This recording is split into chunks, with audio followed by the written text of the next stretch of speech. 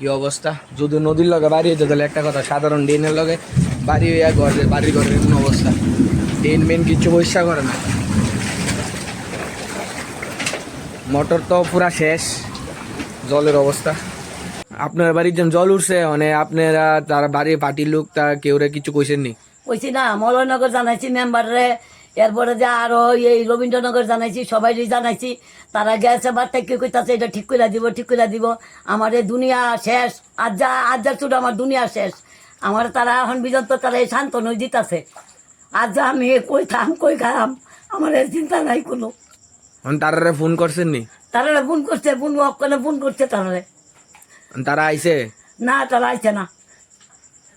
এটা কি এই বছর হয়েছে না আগে হইতো? আয় আবার 4বার উঠছে জল, মানে এই বছরই না আগের বছর? বছরে 4বার উঠছে, গেছে আবার 3বার করে 4বার করে উঠছে জল। তো ওই সময় তারা দেখছে না? তারা দেখছে, দেখে তারা কইছে ঠিক করবো, এন করবো, তেন করবো। একদিন জলটা দেয়া কত মাটি তুলা দিয়া গেছে, এইরকম চলছে। জায়গাটার নাম কিটা? রবীন্দ্রনগর। আপনার নাম? আমার নাম বেদনা সরকার।